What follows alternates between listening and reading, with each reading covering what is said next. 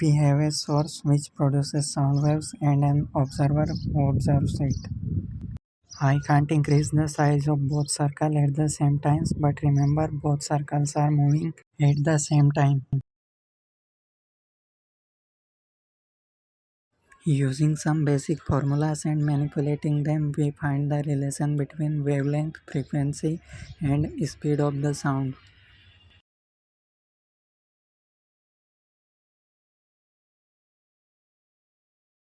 Now we will move the source towards the observer. The outer crust travels the same distance as before, but the inner crust travels more distance than before. We can calculate the distance traveled by source in terms of frequency and the velocity of the source.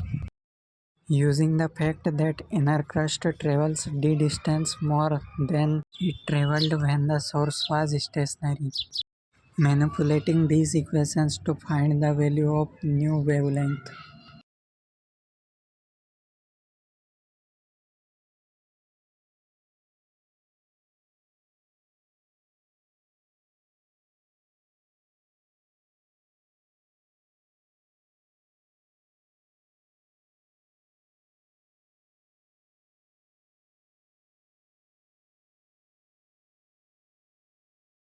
Speed of sound remains unchanged by the motion of the observer and the source, but time period and frequency changes for the observer.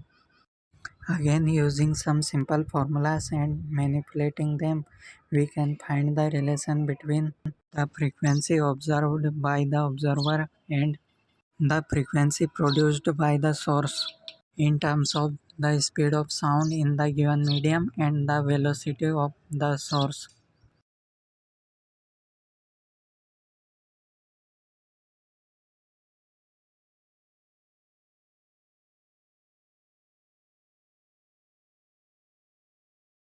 This is the formula we wanted to derive.